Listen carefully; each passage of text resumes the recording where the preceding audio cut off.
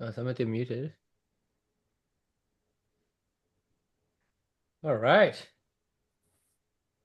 What is up, everybody? I got the pesky note takers. I'm gonna get the AI running too strong, huh? I always report no takers. At Every this time I point, that's a report them. given, yeah. Every Dude, time I I look at report note every one of takers, them. Every chat I go to, I report the note taker. Always. You got to every report the time. note taker.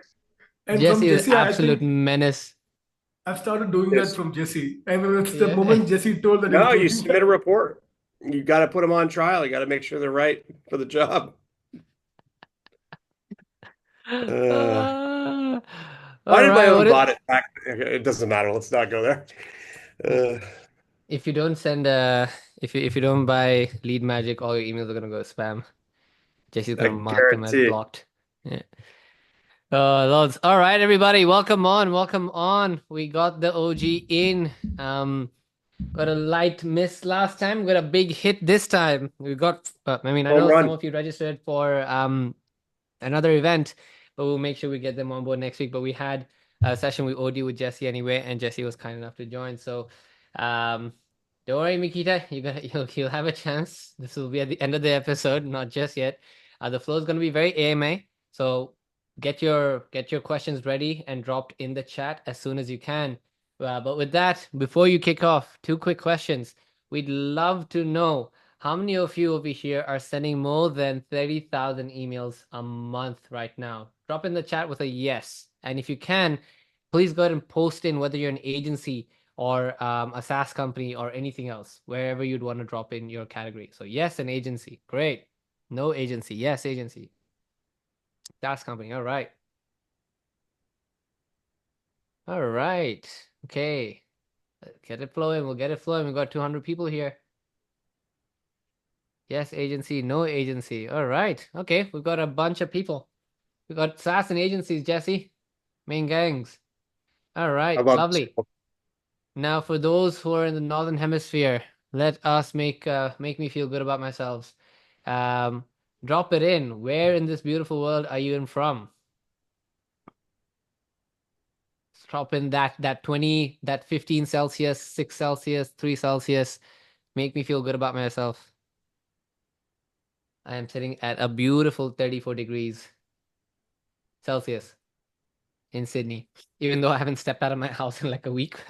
um, or not this having enough room. zip code, huh? Okay, I haven't had a chance to breathe. But Dang. we love it. All right, we got global, we got Mr. Worldwide, we got India, Texas, North Macedonia, Miami, Florida, Maryland, the Philippines, Canada, Ukraine, but from Poland. Lovely, lovely. All right, everyone, we've got the famous or infamous. I don't know how we even have to need to position you right now, Jesse. At this point in time, you have a bit of both set up for you. So we've got Jesse on the floor here, one That's of the the move. core deliverability experts in the world right now in the lead generation space. Knows a lot of weird things that a lot of us don't even know, even we don't know, and we learn a lot from Jesse. So I'll pass it on to Jesse, and I'll pass it on to Akash, who some of you who have interacted with. Um, the go-to person to fix most of your campaigns, if not all of your campaigns, and if not, make you more money. So floor is yours. It's an AMA experience, so please, please, please drop in your questions in the bottom right corner. Let's get it buzzing. We'll get those questions answered as we can, and we'll also have a one-on-one with Jesse as we can as well. So with that last point, for whoever stays back, just like last time, I know some of you have already got your winners pushed through. Each of you, oh no, ah, la, la, step back, step back, step back. Five of you are going to be getting a smart server. Five of you are going to get 10,000 email verification credits as well. Yeah. Now, that's catch-all verification, deliverability proof verifications, verifications that actually ensure that you are going to get the cleanest lead list possible.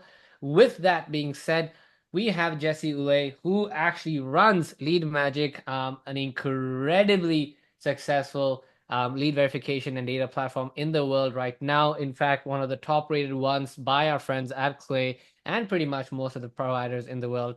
Funniest part, $0 on marketing, $0 on ads, $0 on influencers, everything organic. And when I tell you the dude's killing it, I assure you he's killing it. So floor is yours, sir. I'm gonna step right back. Thank you, Thank you. man. Really good to Thank you, see everybody Vaibhav. here today. Awesome. So, Jesse, without further ado, let's get kick-started. We already have a question up. So, before we do that, I had this question asked to everybody. I asked Vaibhav this last week. So, one question: any predictions this year?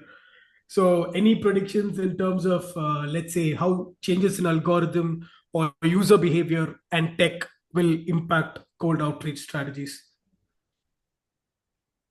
Yeah, I think one thing I think is going to happen is I think there's going to be another group of people. I've met this group. It seems a little more. It seems like a little bit of a Walking Dead strategy, but there's definitely a group of people that are going to try to hit the spam folder now. Right. Which is a weird. I've been talking to some of these people, and I even thought I was like on a weird spot. But like, I think there's a Right. weird group where they're trying to actually inbox in the spam folder, thinking there might be another growth channel there.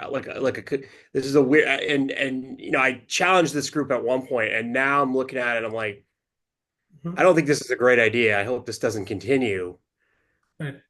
but I think it's going to be a weird one. I think this could get a little weird at some point because remember, email is a protocol versus it's not a social, it's not a lot of people, a lot of gurus out there don't understand that the difference between email and social media and other things like, email is an internet protocol. So it's a little bit different than another social media website, right? Like a lot of people don't Right. understand the difference between network protocols and things like that. So I think there's going to be a group of people that try to hit the spam folder, which is a weird move, but I'm seeing this group now. Interesting. Awesome. So with that, we have the first question. Maikta, let me quickly spotlight you. And I'll have my questions added along the way, but I'll also, since this is an AMA format, people react, raise your hand, and I'll spotlight you. You can ask your question directly to Jesse. Hi, Jesse. First of all, I would like to thank you because I taught how to do cold email after 7 years of doing it wrong. I just used your LinkedIn, used activities where you like posts, where you react, where you comment, and that's how I taught it, and now I bring it to my company. First of all, second thing is thank you for the lead magic. We pay for it. We take companies from Crunchbase, people from Crunchbase. Using lead magic, we found emails. Using Million Verifier, we verified it. Boom, we have 2% interest rate. So thank you for your instrument. We will continue to use it. I have Thank you. I have simple, and I really appreciate you. I have two simple questions. First question, I tried to answer to ask this in the link in your LinkedIn direct, but I understand that you have a lot of people. Do you provide some coaching sessions or something like where we can follow you and like taught, but not as agency, but like individual technical marketer? Do you give courses or something like this? This is the I first am question. working. Yeah, it's a good question. Good question. I'm working with somebody, brought somebody on my team, Drew, to help plan some of that stuff. So we are planning on some of that stuff this year. I'm also planning on doing, a few more of these with Smartlead. So like, I think there probably will be some masterclass stuff there. And then one other thing we are releasing is, and I think it's going to be inside the Lead Magic platform for all customers. It'll be a we're gonna actually partner with we just finished it our sort of like 2.0 of our updated operating system. The first one that we had out there was it had it had a lot of the Zoho stuff in there, and obviously now that doesn't really go very far. So it needed a good update, and we've actually just finished it internally. So I had some people on my team help me with that. So yeah, we're working on some stuff. I would say right now the biggest place to follow would be probably the SYC, the SAS Yacht Club, with that group of people there. It's got a good vibe to it to help people. I think I've seen a lot of people help each other in that group. So that'd be the place that I would say where I'd see the most opportunity. What is this group? Could you please I think you drop someone it. put the Well, maybe link we to should drop the it in, chat? or somebody could drop it in the chat after. But there's a group that we have. It's a WhatsApp group, and we could drop the link in the chat after. Oh, Okay, and the second, thank you for asking this question. And my Yeah. second question is that now I have a client, and my client told me that it needs to send 40K emails per month. What I'm doing now, I plan to send 20K using only SMTP and to reach Gmail and Outlook and get, reply rates. But now I have a task to send 40K emails and get 0.25% interest rate. So I'm reaching asking to talk to you, what will be the best infrastructure to build? Only SMTPs or Gmail Outlook and SMTPs? Like, what would you suggest here? So if I was going to do it today, right, if I had to get to those numbers, right, I think what I would do is first thing I would do, the first thing that starts is the list. And what I mean by that is when you're looking at a list, so your client will have a list, and what you need to do is you need to figure out right away who is on Google and who is on like who you're emailing and if where which service they're on, right? So if they're on Google, it's going to be quite a bit easier to, although even the last couple of weeks there's been a couple of changes there. But if you go towards Google and you email if you email valid emails first, that'll really help quite a bit because what's going to end up happening is you're going to get more replies naturally on just Google valid. And what a valid email is, and I'm not going to the world of like you need to know if that domain is a domain that accepts all verification or not. And what that does is it really dramatically changes it because if it's not, you can really test if there's actually a real inbox there. And what that means to you is if there's a real inbox, your chances of getting a reply are just significantly higher. But it really isn't about even the positive at first. It's about getting those domains off and having them get replies in the beginning, right? And if you saw this, like V and the team, and we were talking about it when we first rolled out that test where we showed people how much different it was sending to Google. Every single company in the industry really copied the strategy, if you will, really. So if you look at that, that was something that was really interesting. But what that means is if you actually send a connection request to that, on the network side, if it's a valid email and it's truly valid, that'll really, really drive up the reply rates in the beginning.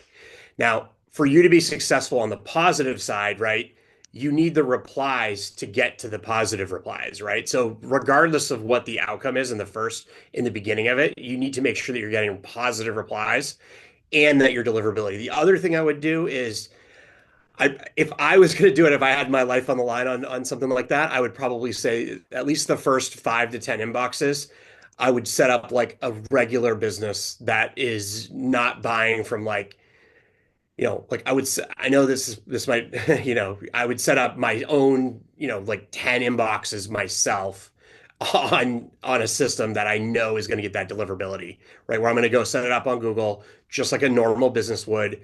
That I'd set up the authentication. I would test all the authentication. I would make sure that DKIM was on, make sure that it was resolving on both sides, right? I would make sure that the DMARC record looked real or was not looked real, like it was real and it has a real email address on it. I'd make sure it's in, quarantine or at least, rejected eventually as you're scaling it. And I would make it look like an actual business that has 10 domain names that sends emails from it. Because what's happening is everybody's like, oh, well, let me cut cost here, right? And they cut costs. And then occasionally what can happen is you just don't know because you're sometimes sharing, if you live on a bad street, your property value goes down. And that's kind of like the way that the internet works with, network addresses.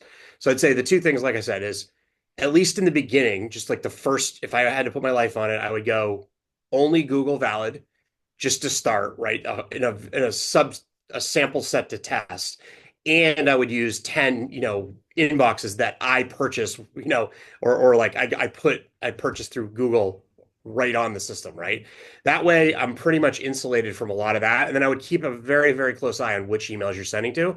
And I would make sure that the CTA is a something that is asking for something in return, right? Like you have to make some sort of ask on that and do it in the first email because that's the other thing too is like if you're asking for it in the second and third, you just don't know, right? That you're going to get the highest reply rates on that first email.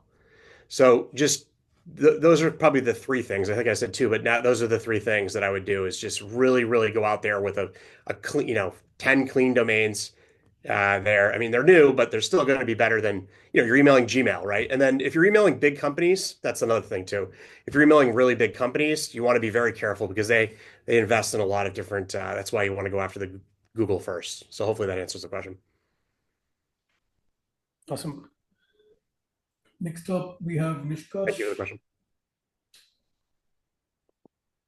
Go ahead. There you go, sir. Can you unmute yourself? Yeah. Go for it. Hello, guys. Thank you for actually making me unmute and letting me speak.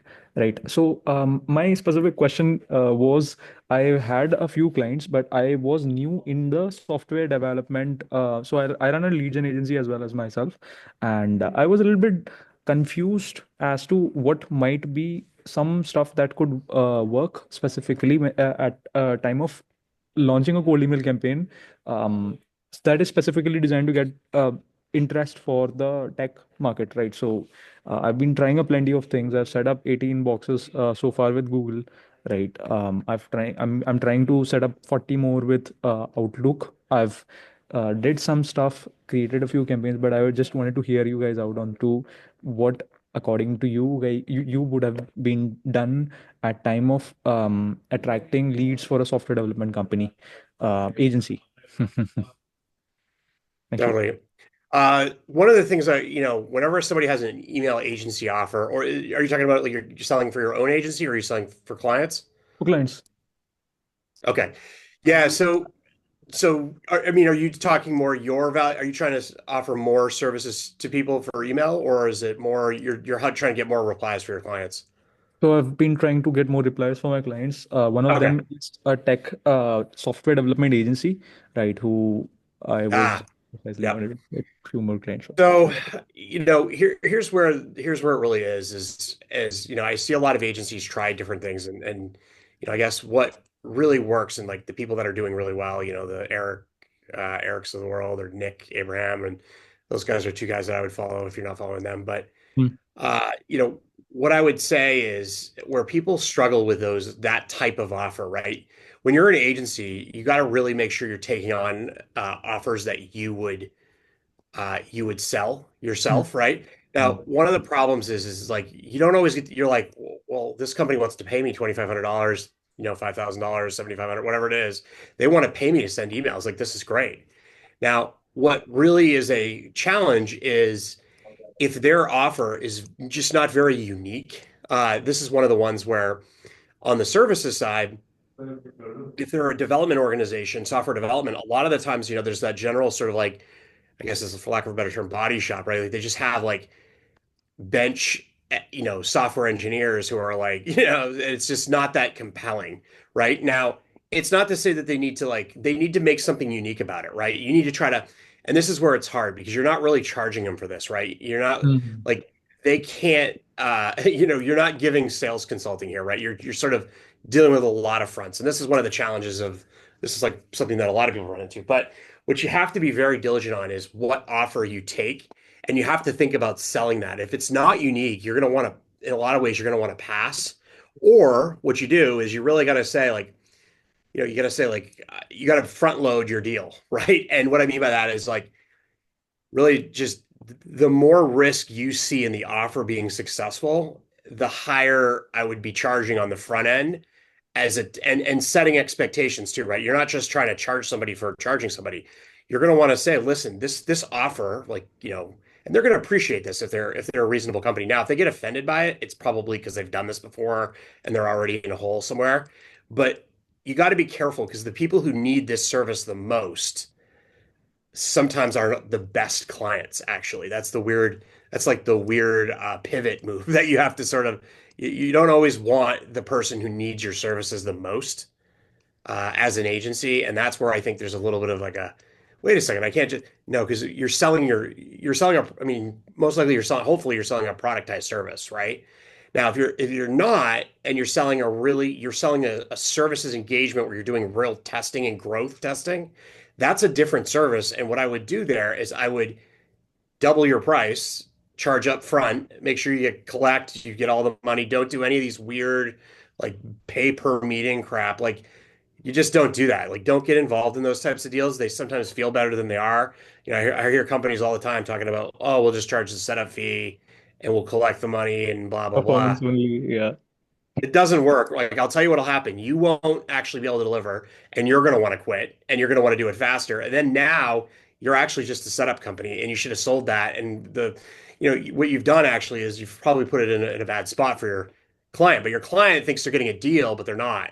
They're actually getting so like those are the things I would explain is that like if you're really doing a true growth test, you're going to need to hire the best people to help perform that, right? It's going to probably require your time, right, as the founder, or it's going to require somebody else who's really good at this, some other expert that can really do it. You're not going to be able to hire your typical like, VA or whatever to really set these campaigns up. You're going to need to have somebody who can watch the messaging, and you're going to want to be careful on like how many you send out, right? Like the number is kind of arbitrary. Like it's like, well, we want to send 30,000. I'm like, well, why do you want to send 30,000 emails? Like that's kind of like you want to send a bunch of emails and just like it doesn't really make sense. Like the plan's better if you go after a number of contacts, right? And you say a number of contacts. We're going to try 2,000 people. We're going to do everything we can do to get those people to reply.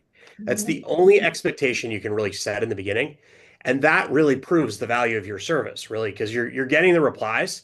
But guess what? When those replies start coming in, and we've sent campaigns out that the negatives, it was ones that I actually thought would do well. I was like, whoa, this one really bombed. Just not knowing the market. You're not an expert in there. And if they don't have any like other data, then it's just, and look, those campaigns go south really, really fast. And what happens is it usually becomes sort of a refund situation where they feel that you didn't deliver, and now you have a smoking time bomb out there of a client who's pissed off at your agency. So you got to be super careful who you take. Take fewer clients. If they get really weird, fire your client, right? Like you just have to make sure you set these expectations, document them, put them in an email, put it in the contract, collect the money up front. Don't take a credit card on Stripe and then wait 30 days, you get refunded. You'll never want to get Stripe ever because they own everybody. So anyways, these are just some things that I realized a lot of agencies have struggled with. All right, Nishkosh, I hope that answered your question, mate. Yeah, thank you so much. Next up, Yeah, good question. Let me quickly spotlight you. Yeah, you can unmute yourself. Right. Hey guys, how are you all? Thank you Good. for giving me the opportunity. Right. So I have this basic problem that I'm facing with warm-ups, right? I haven't ever reached or crossed 35 emails per email account, because when I try to cross that number, the email domain health starts to decrease and it start decreasing consistently. So I have to like pause my campaigns or just decrease the limit again to just to maintain my email account at 100% again. And then I suffer the same thing over and over again. So I've tried a lot of stuff regarding the warm-up setups, and I've tried to crack this code, but I see people doing it, but I often almost get stuck every time. So I just need to know if there's something that I might be missing, or is there something that is, a way out of it that would really help me out. So when you're saying 35, do you mean 35 on a domain, on an organization level? What's the 35 for? I'm sorry, I'm just trying to. I'm trying to send out 35 emails per email account. Oh, okay. So what's this? Who's the sender? Which sending service are you using? Are you using Google, Microsoft, or another SMTP? Another Well, SMTP. obviously Google. Okay, so you're having are you talking, so you're sending on an SMTP through Google or Microsoft, or like what's the, So sorry, what's the sender? Who's Can the you be a email little service more provider, clear? Shay? Yeah. Can you please repeat that? Do you have a Yeah, I'm just provider? trying to, go ahead. Gmail, Outlook, Yeah, Mailscale, Mailreef, something like that? honestly, I'm representing a client, right? So I basically don't know the provider, who is the provider, right? I just have the email accounts with me and there's domains. I know that our email accounts are right now linked with Mailreef. So Mailreef just automatically generates all the DKIM, SPF, and DMARC for us, Right. right? So it does all of it. And I still remember that I had completed all the 2 weeks tenure for our warm-ups when, add the email accounts in Smartlead. The minimum 2 weeks tenure I need to pass out for warm-ups, right? Right. Jesse, if I can take this. Yeah.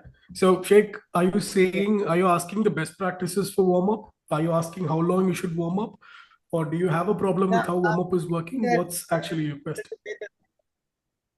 I am trying to say that there's a way I can crack the code to, expand my sending limit per email account, because I almost end up getting in spam or my email domain gets down from 100% to 80 or 82.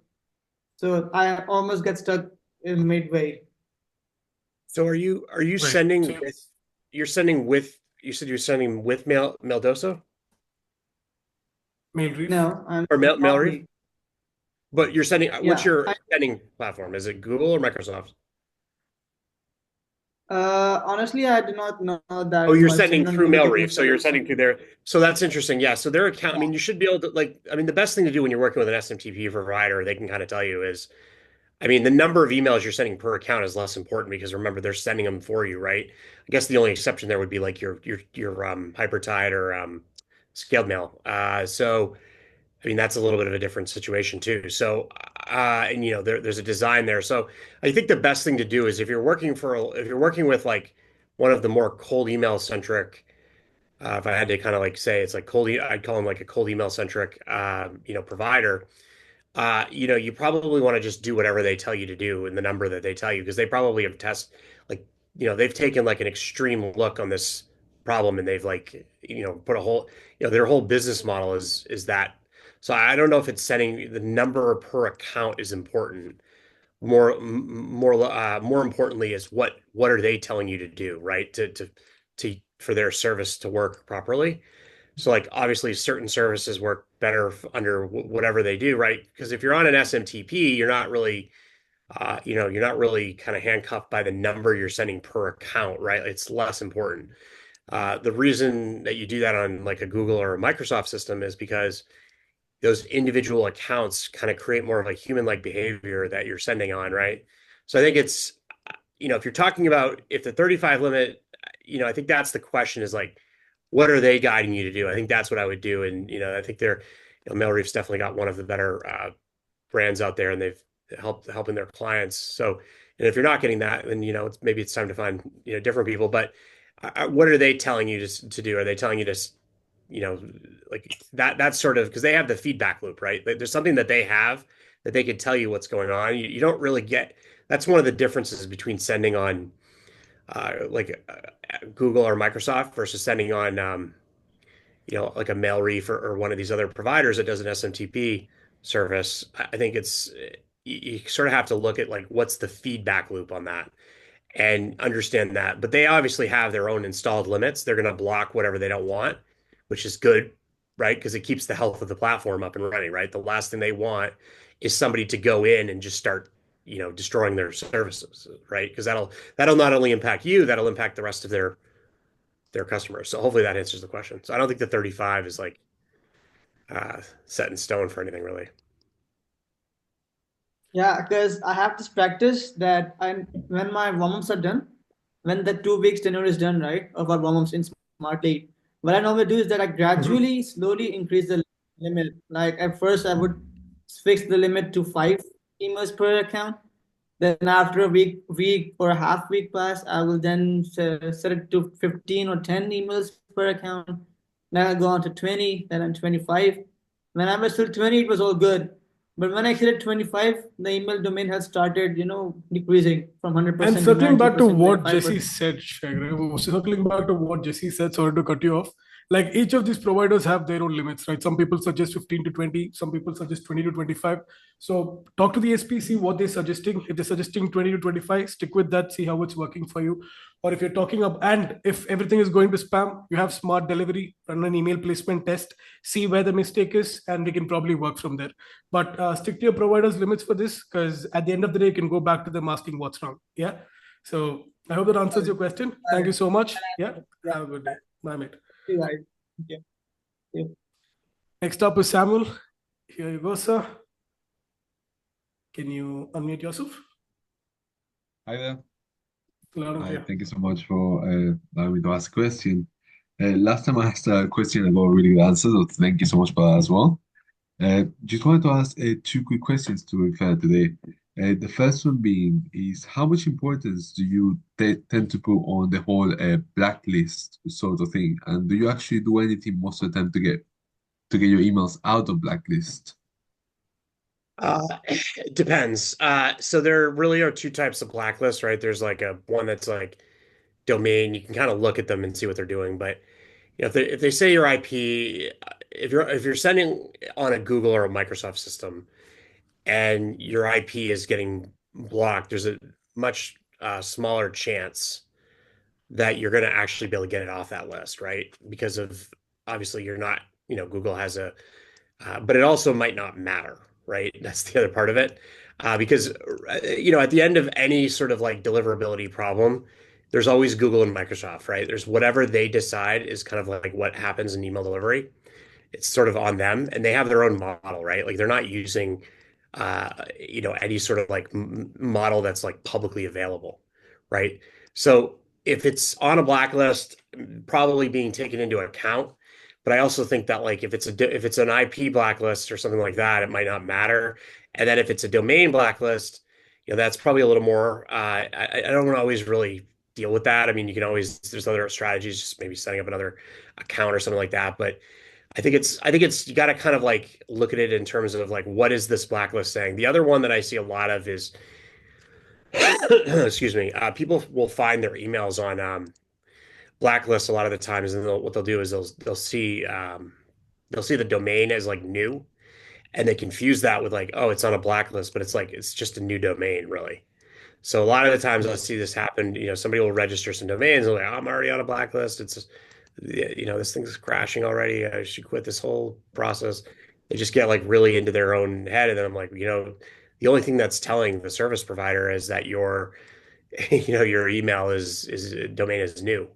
And guess what? Everybody else that's sending emails the same problem has the same problem. So you're not like completely out of luck there, right? Like that's not going to really do anything. I don't usually go to the effort. A lot of the time, I mean, you got to be careful too. Some of those blacklists are like sort of scammy a little bit too. So you just have to really take a look and see what it's telling you.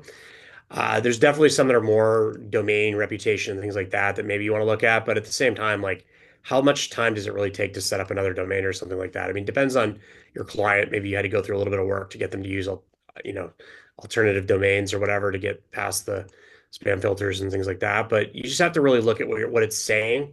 And what I would do is not get like too caught up into it because the real test always comes from Microsoft and Google. They have a training model. They're looking at every email.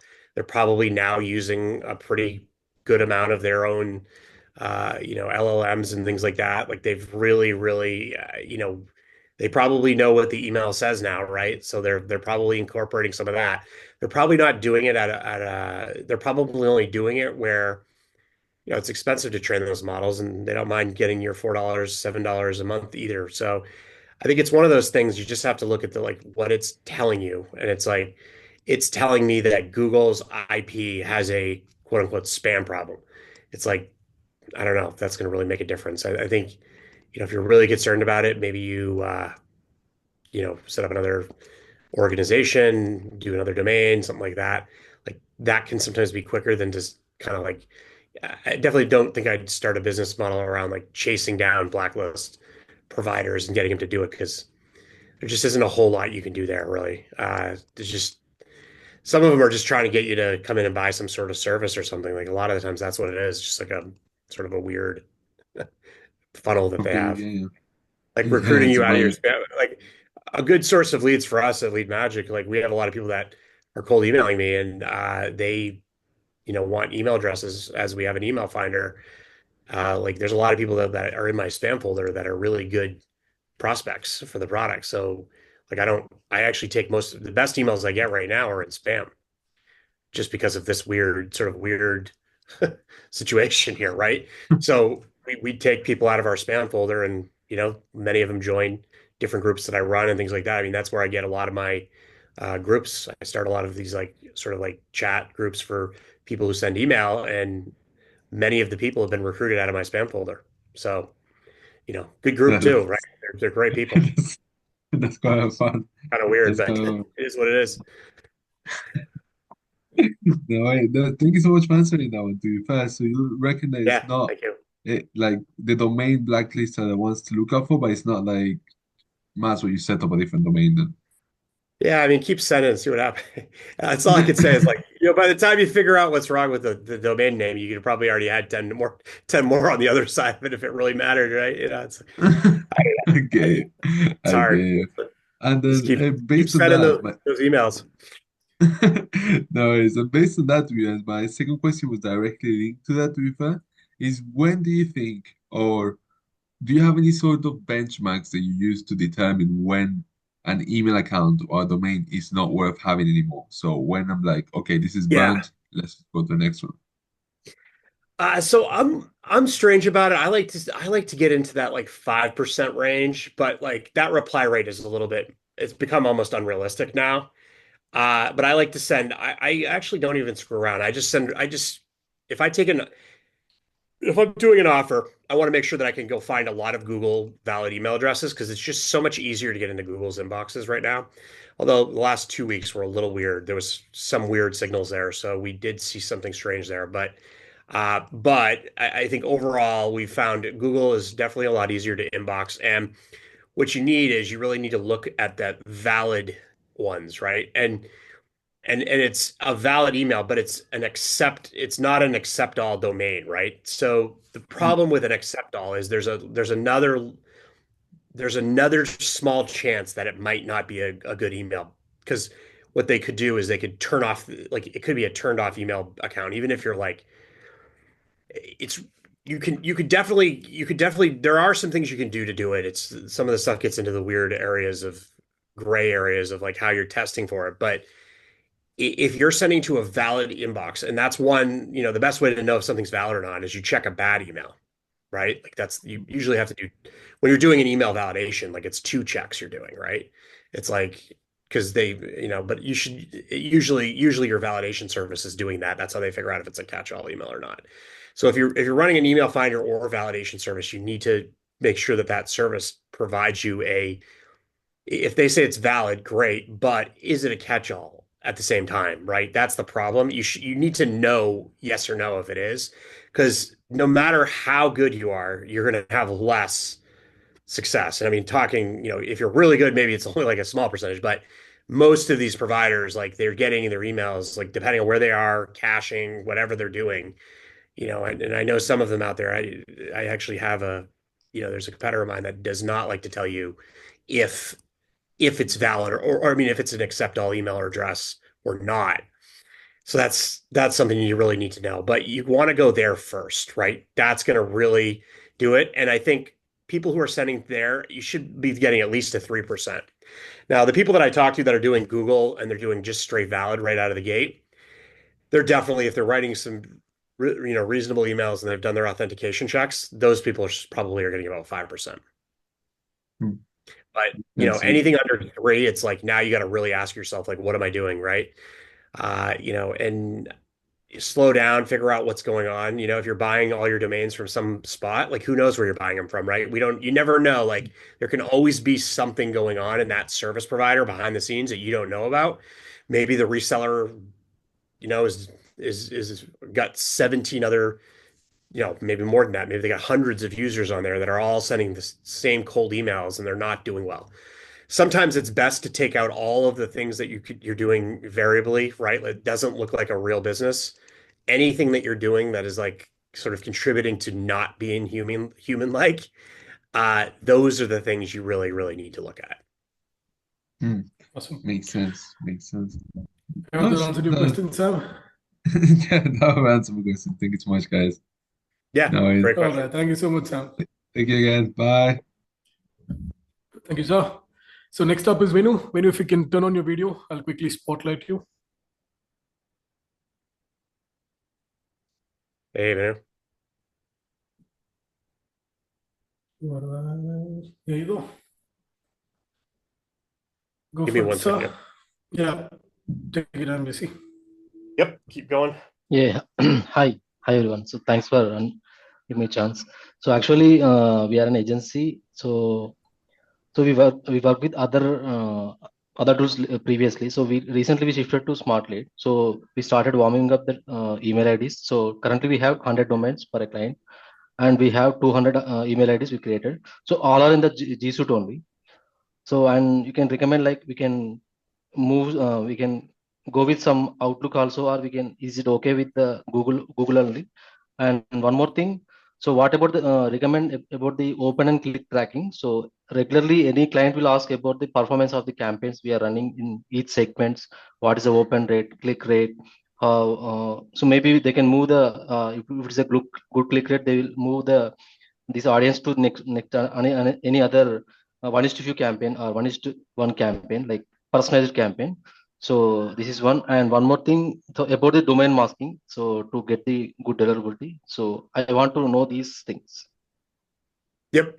Yeah. Okay, so let's start. Let's start at the top. I think there's sort of three questions there. First one was around the the the system that you're doing 100 on. Now, where did you get the inboxes? How did you purchase those? Did you buy them personally, or did you use a provider that sells sort of inboxes? No, we created actually. So we created Okay, all the did you inboxes. just create them on Google? Yeah. Did you go through like the Google sign-up Yes, process, exactly. or did you go through a little more of a reseller of Google inboxes? No, we only created everything. Okay, We and connected the where's the domains, we client? connected the DNS settings, everything we did from our end, only custom Okay, domains and all. Yeah. where's the client? Are they in the US? Or are they He's in the in US. Yeah, he's in the yeah. US. The account created from US only. So just we operating from the India. That's it.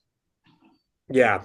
Okay. So one thing there, and look, all of this is very subject to testing. So like, there's definitely like we've seen some evidence Okay. where if you're emailing outside of the country you purchased the inboxes from.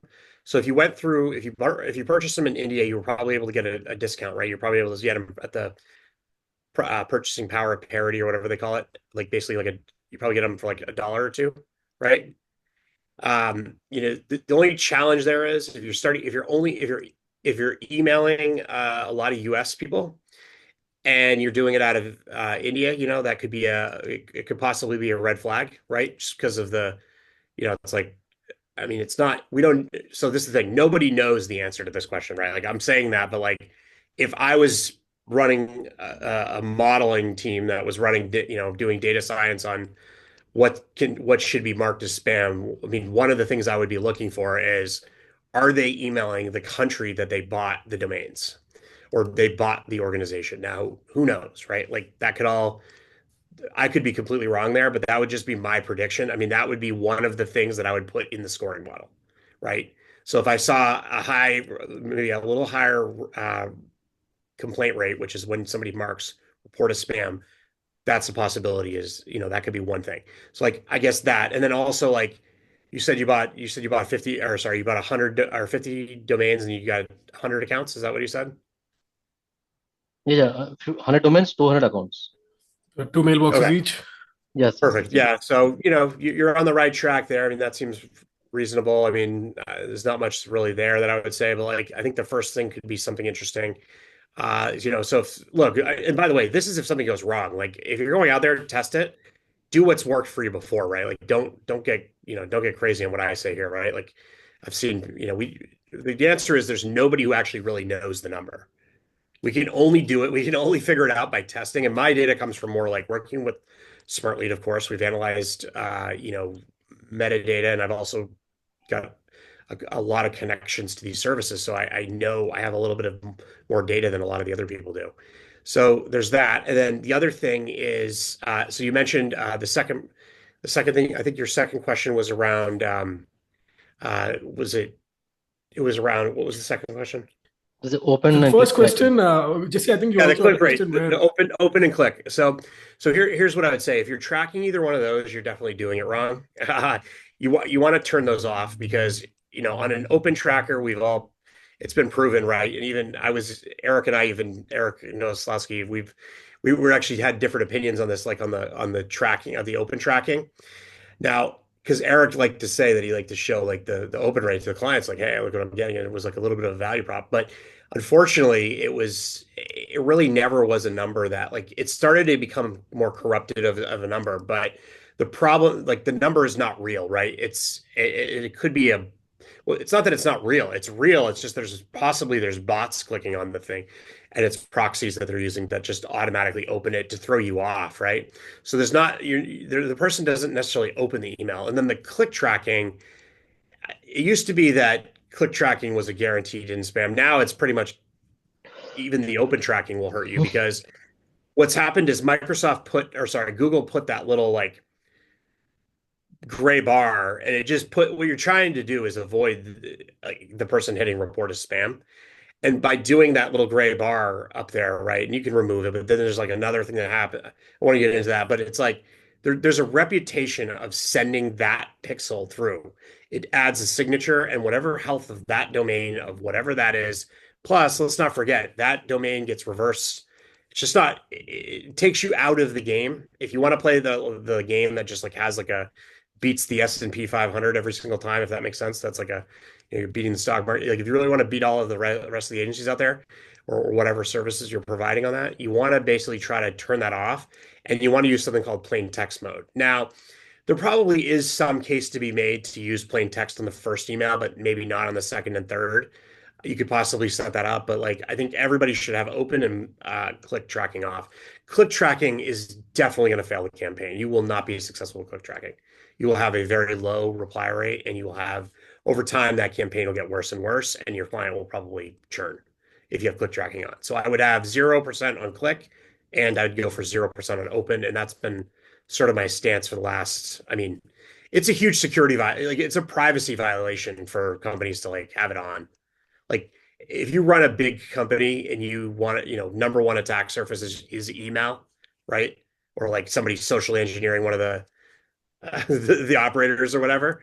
Like the biggest problem they have is like people click on emails. Everybody likes to click on, the dancing bear or some crazy email or whatever, right? And Just the way Jesse, people just are. to bring something up from the chat, right? And I also think Venu has all his domains and mailboxes set in one Google workspace. So Yeah. anything you'd want to add That's a there? lot of domains, right? I mean, that's a lot of inboxes maybe on one. You might want to go to two.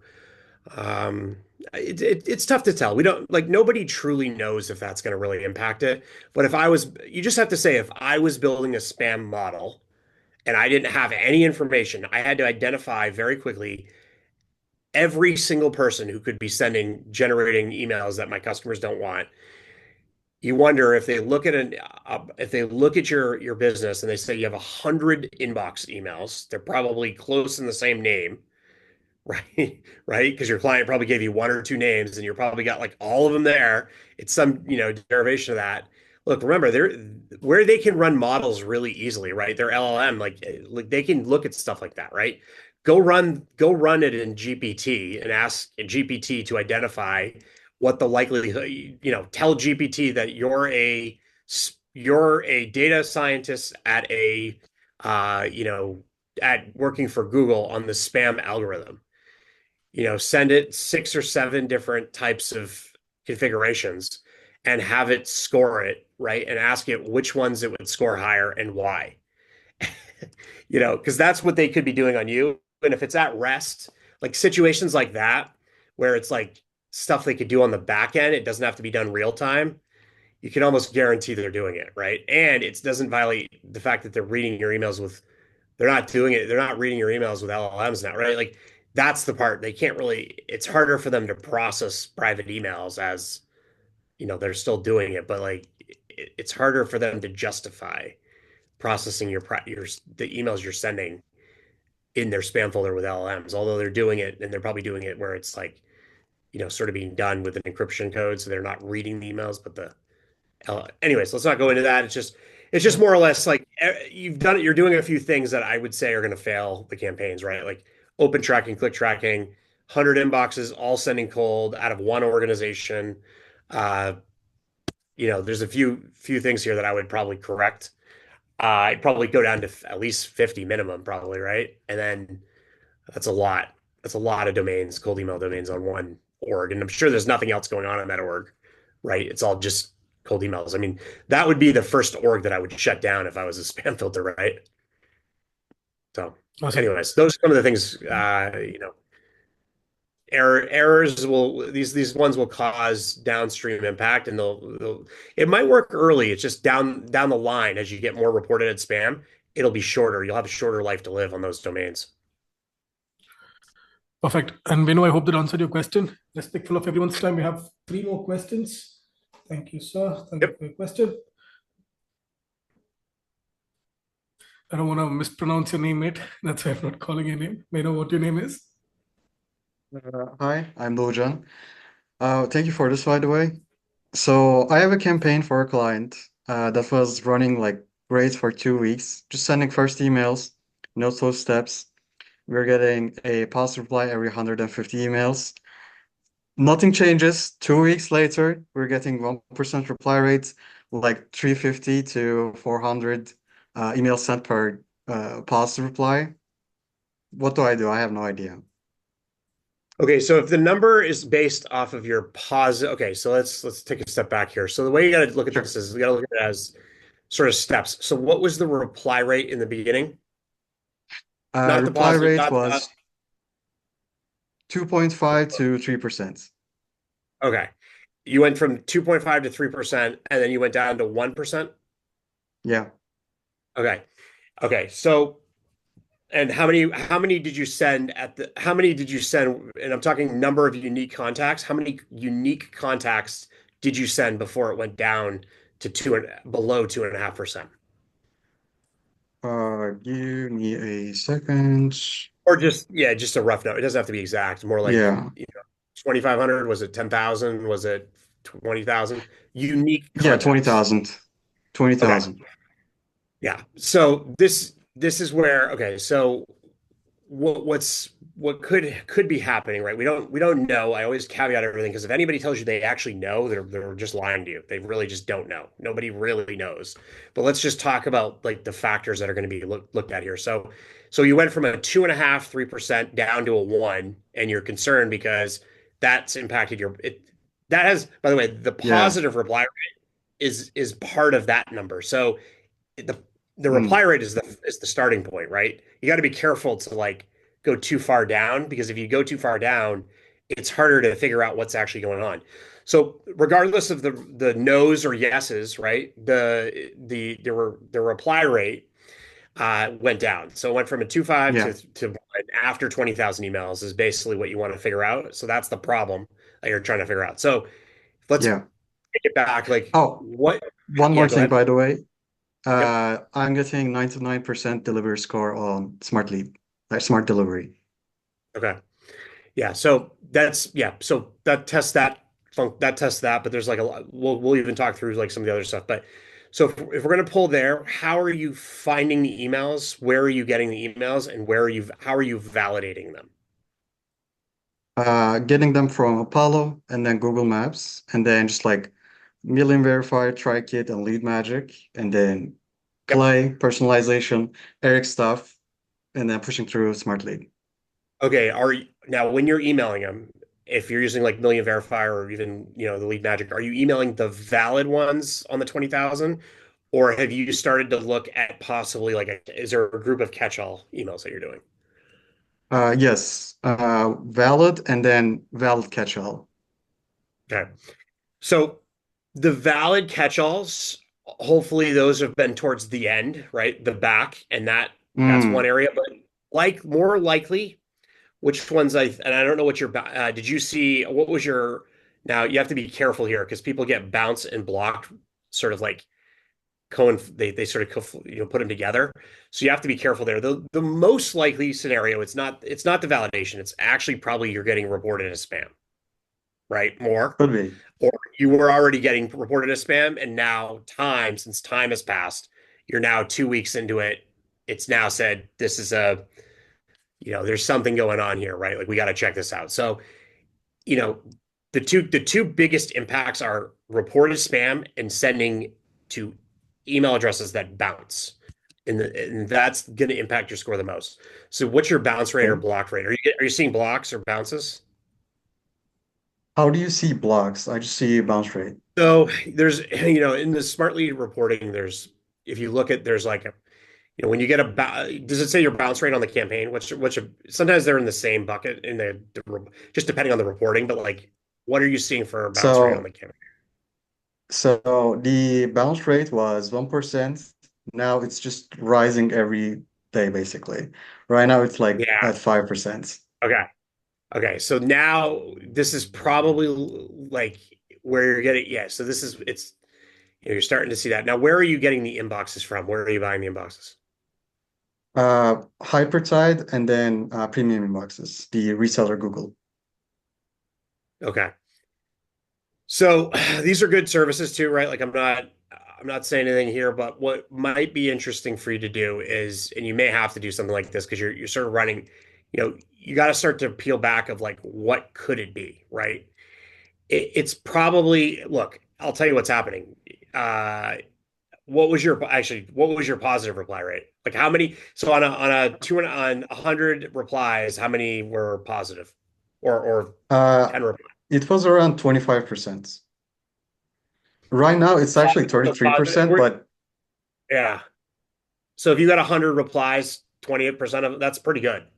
So then yeah, what that we were killing does it. is like, yeah, that's a pretty good. So what could be happening here, right? And this is starting to this happen. This is what actually happens. They sort of detect this problem, right? And if they're sort of seeing, um, I would let the ESPs know, right? Like, hey, I'm seeing this. Now, what you can do to test for it, the proof test, the test that you would use is you would go out there with 10 inboxes that are perfectly set up. There's no issues at all. Mm. And I would set them up and use your own credit card, put them right on Google, put them right on Microsoft, and then send from those and just make sure you're connecting perfectly. OAuth, you're doing OAuth 1, whatever it is.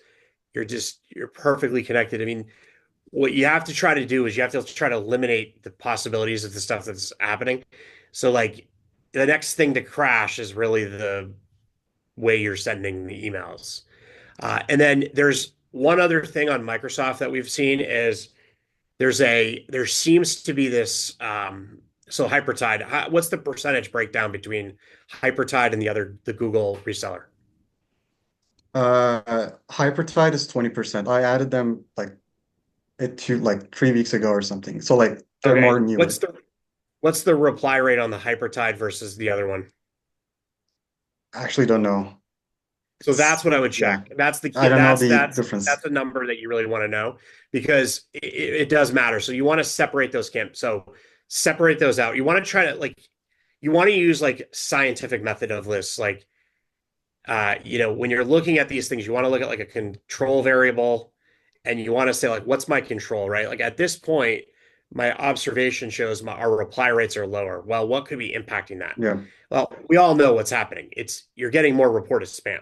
So this is the part that people go probably. completely wild is they start to like blame Smartlead. Like, first of all, if you're blaming Smartlead, you know, it's just like, Yeah, come on. yeah. But it's what people don't do is they don't go back and look at the things that it's like there's like 1,000 cuts and then it's like, boom, now you don't have an arm, right? Like it really compounds after time. And this is why if you're a lead gen agency, you're good at this and you're on this call, like charge more for your service. You're providing a much better service and you need to have fewer customers that they are doing this because I just walked you through like the things and a lot of people on this call Yeah. probably like, yeah, I know that's right. So anyways, the point is like you're getting more reported spam, right? There's no question. You have to slow that number down, right? Now the question is like how far over the edge has it gone? So you're going to have to break down between Hypertide and you're going to want to break down between Hypertide and the reseller.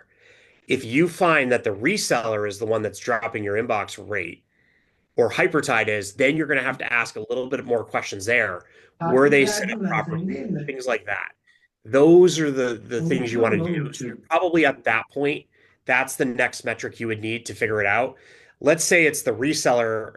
If it's the reseller inboxes that you're talking about, what country are those in? Where were they bought out of? Do you know that? Well, to be honest, like they say US, but I don't know. So where's the company located? Like where's the business incorporated? To be honest, I have no idea. Okay. Where do you send to? Are you sending to US clients? Yeah, only US. Okay. So let's, like they'll say, whatever they want to say, but like there is something Yeah. that I dropped. If they buy on Microsoft, I did drop a link at one point in one of these where you can look and see where the org is bought. You'll have to find the link. I'm not gonna. It's a little bit of a hide and go, finder's treasure If you here, have a but name, yeah, yeah. So look, it's okay. possible they were bought in another country, which is fine if you're emailing that country, right? Now, my guess is the models are looking at what country you're emailing. If we're talking, these types of things, like if you're just dropped like a note, you're getting nothing. Where these campaigns usually go bad is like, you're killing it, you're at a 3%. Still, that's not like killing it's probably more Yeah. around that 7% mark, right?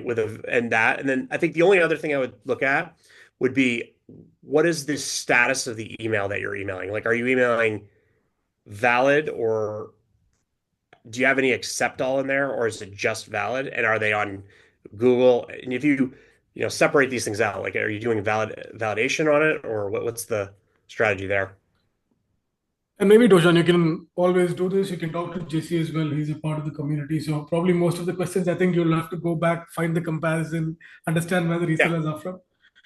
But Yeah, we can take no the problem. conversation there. Hopefully that gave you some spots Awesome. to look at. But the next thing Yep. I would do is that mail service check, because you're really going to want to know if there's a difference between the reseller and Hypertide. And if there is, you probably want to go more in one direction and maybe set up another 5 or 10 of your own without that control variable on there.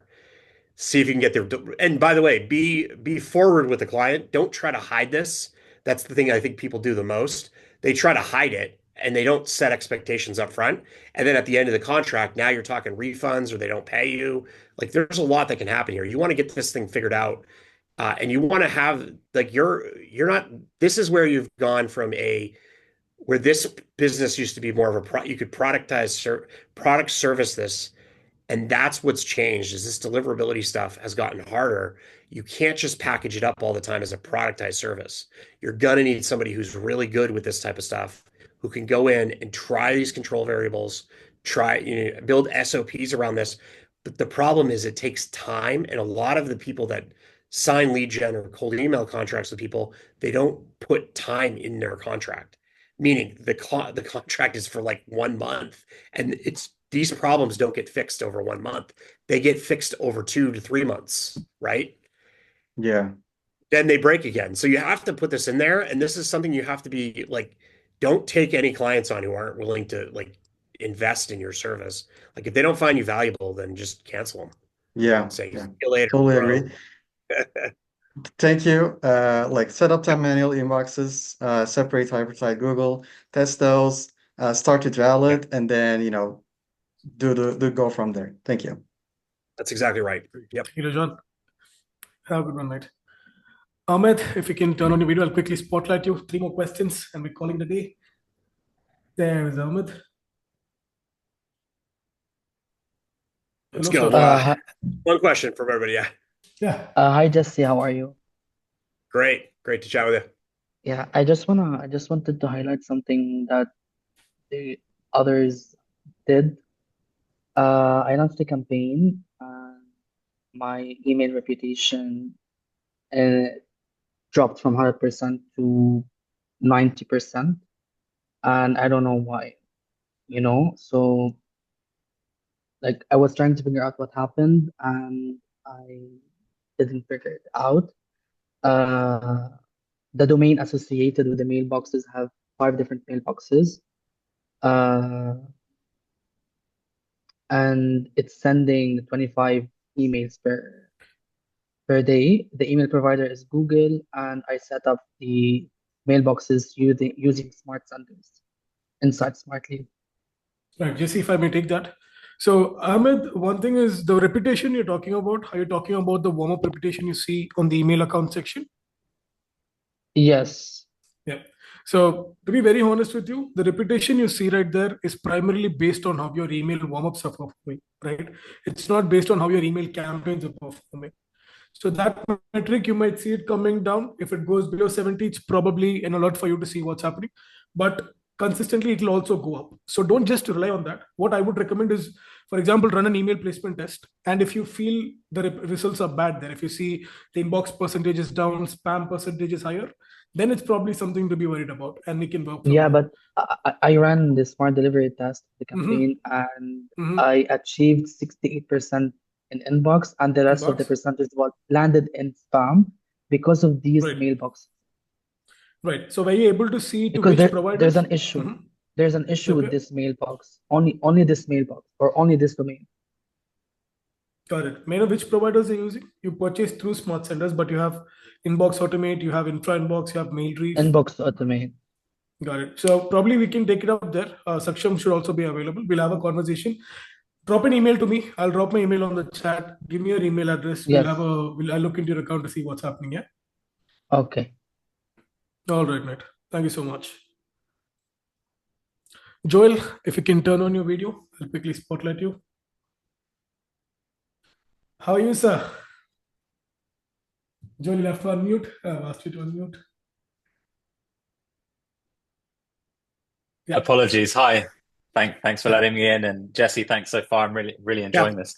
So a couple of quick questions. I hope I don't repeat what other people have said, but we run a campaign internally for our company, and we do it using leads we scrape. We currently don't validate. We don't filter out catch-all. So that's something I'm really interested by, and that's something we're going to start doing already during this call. We've removed it.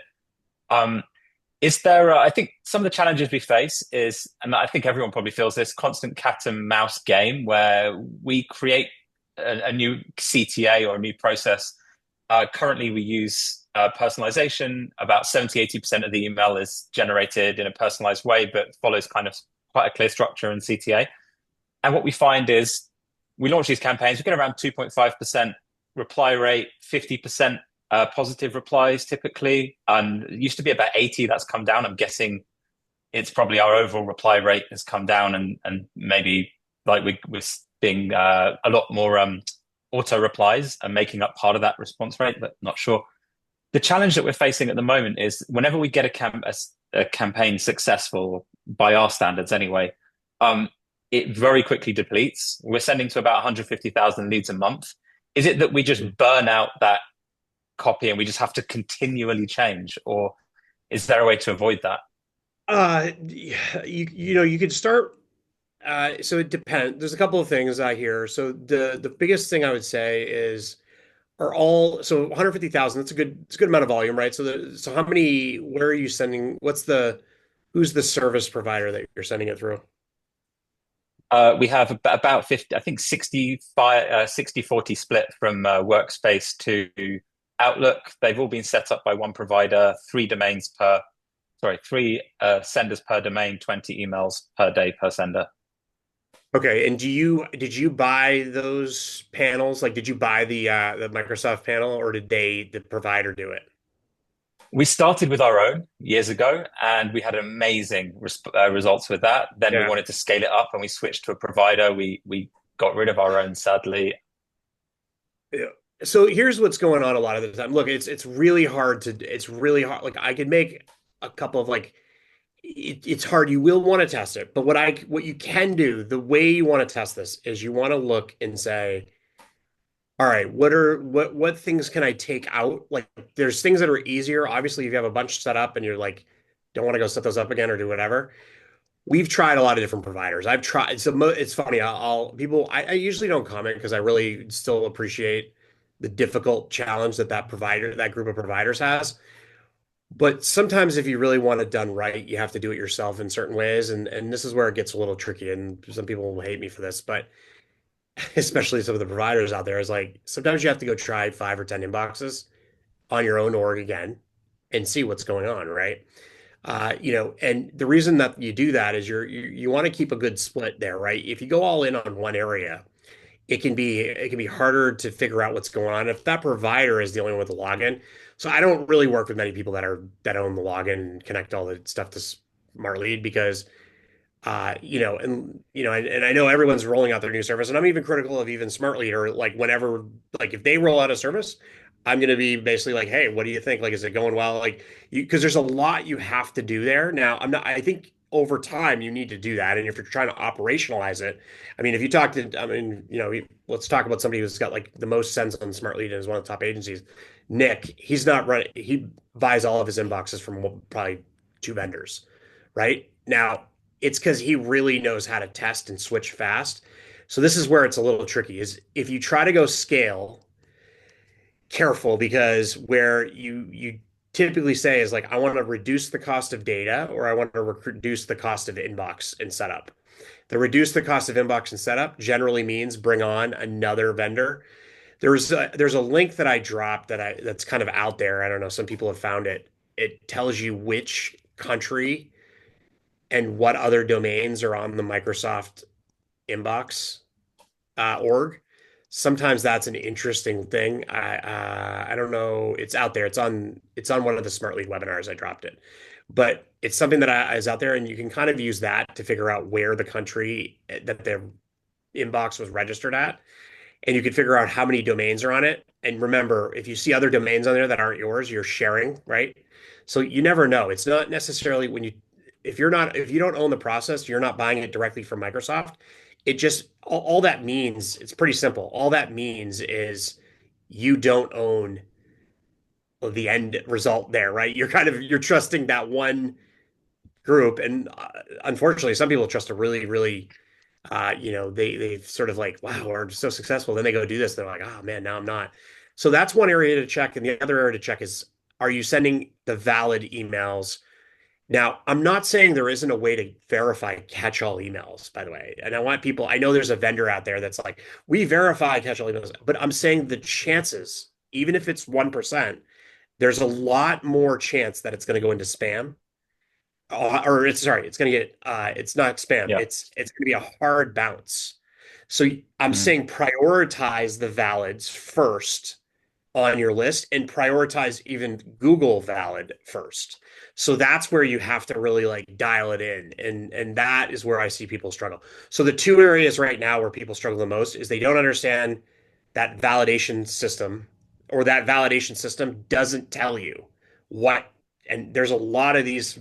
Look, that's why I built mine, and I was able to disrupt 12 of the other ones in the Clay waterfall and take the first place spot from Clay in the same year, because I saw there was a huge gap inside that waterfall process where you had these providers who weren't telling you that if it's a catch-all versus a valid. Now, you could be a valid catch-all, but remember, that's still less. It's like 93, if you have a Corvette, you want to put a tank of gas in it, you're not going to go fill it up with the cheap stuff, right? So it's just one of those things. It's fuel, right? So that's one thing you have to consider. And then the other thing is obviously the inbox provider. And they're going to have to take on more clients. You have to remember that. That's the biggest problem is the more clients they take on, the more chance. This is the problem. You get some success and then you take it out of your own hands. You just got to be super careful there. But the only thing you could do instead of getting too bad about it is just say, listen, we're going to test it. We don't think it's this, but it's something we're going to test. It's just like a doctor would test a bunch of different symptoms without knowing the answer, right? Now, you got to be careful with the answer too, because you might have early success and then it fades out again. So there could be another thing that's going on. Then that gets more into the copy and other things. But that's sort of the whole life cycle. I tried to walk you through how I test things, and there's only so many variables that you can track. Very quick question about what you just mentioned. Thank you very much for that. We have the structure that we work with Inbox Logi, and they've created three senders per domain and a separate workspace for each domain. Now, when you mention pooling domains or workspaces together, are you talking about on a higher level than the workspace? For example, workspaces somehow grouped together. Is that what you're referring to? When they buy them, right? So it's good that they do that. There's a couple of things going on there, and I sort of understand how a lot of these resellers are buying their domains and things like that. There's different quality controls there, right? when they tell you they're a reseller, they're not always a reseller, right? Like they might just have sort of there's some resellers out there that are selling sort of these like